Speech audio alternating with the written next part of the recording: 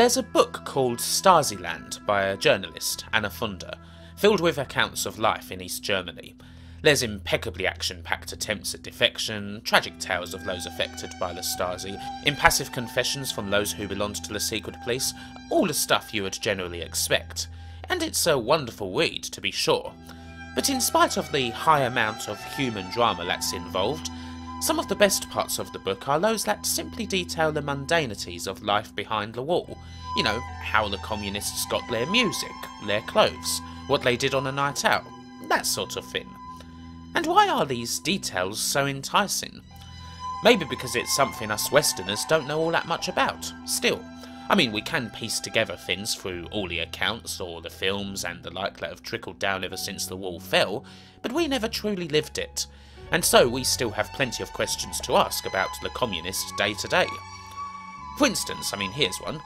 How did the communists game? Did they at all? I can't imagine it being looked upon well by the Politburo. But as with everything else, film, music, television and that, the people found a way. In the 1980s, the Dendy was the console of choice, a cheap NES clone that dominated the market. The games, virtually all bootlegs and multicarts, could be bought easily enough, along with any other tapes, videos or clothes you wanted from the black market. If you understand Russian or can deal with YouTube subtitles, then Kinomania is a good source of information on a console and gaming culture we know virtually nothing about. But Russian retro gaming is not why I'm here. I'm actually talking about something more modern. A game from this year that puts you in the shoes of an everyday worker, with an everyday job. Not a president, not a spy, neither hero nor villain. It's Papers, Please, a PC indie game by Lucas Pope, and perhaps the first game ever to give us a window into grey and brutal communist life. Papers, Please does dress up its world a little. The country in question is a fictional one named Arstotzka, and the year is 1982. Still, it's clearly a Soviet bloc country in all but name. You, an unnamed member of the proletariat, have just won the Labour lottery.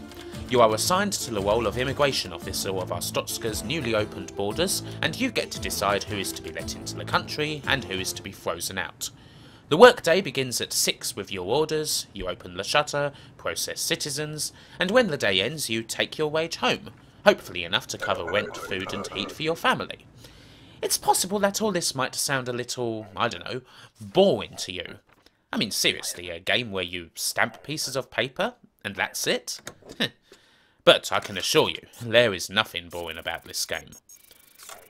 The first thing to say is that Papers, Please is, first and foremost, a game. One that is based on skill, like any other traditional product. This isn't just an adventure.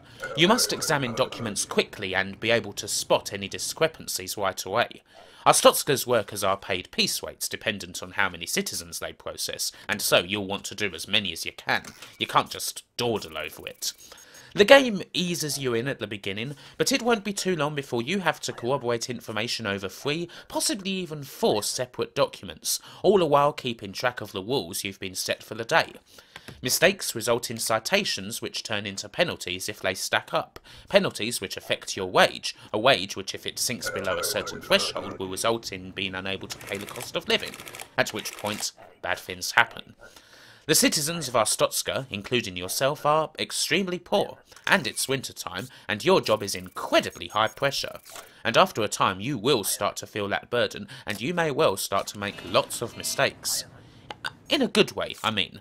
As a system, the game is beautifully designed, with all the desk management, easy options and smooth controls you could want. The pressure never comes through lousy design or bad controls, it's what the game wants to happen, and it makes for a wonderfully controlled experience. But of course, it's not all about stamping papers. The game does indeed have a story, one that can change through multiple playthroughs depending on what sort of worker you are. Are you a loyal Arstotzkan, unwilling to so much as bend any single wall or even listen to the pathetic excuses of the prole in front of you? Or could you be persuaded by somebody, if you feel that they're genuine?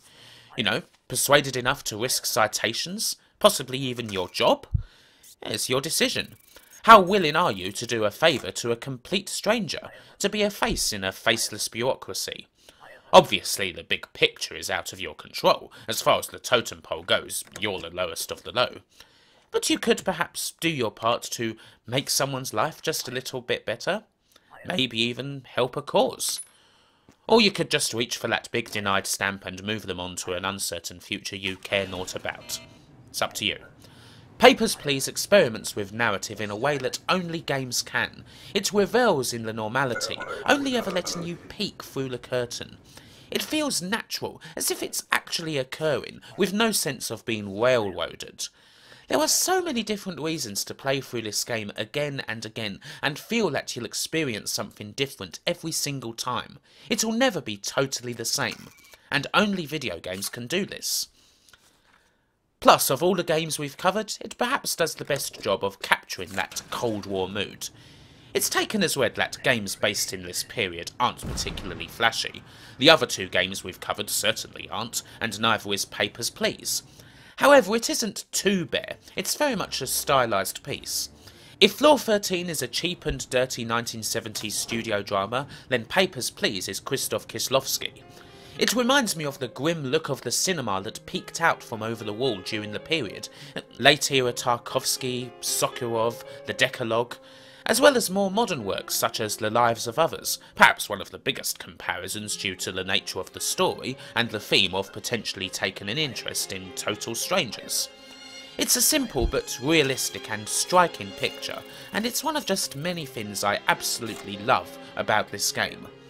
It may well sound trite to say it, but something like Papers, Please, and indeed the other two games I've covered during Cold War week, remind me why I enjoy games so much, despite the homogeny or the bro culture or all that other bullshit.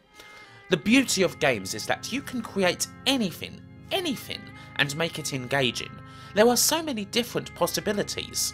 Lines of code, zeros and ones, mixed together with sprites and polygons, and somewhere along the way, you know, a little bit of magic happens. It's games like Papers, Please that demonstrate just what is possible, and they give you an experience that, well, you wouldn't be able to find anywhere else. I absolutely love this game, and I reckon it's one of my favourite games of the year. And with that, we bring the shutter down on Cold War week. Perhaps for my next video I'll go for something a bit lighter. But hey, it's certainly been an interesting experience, and I hope that you've not only enjoyed it, but you've seen some stuff you might well want to check out. That is, if you've not done so already.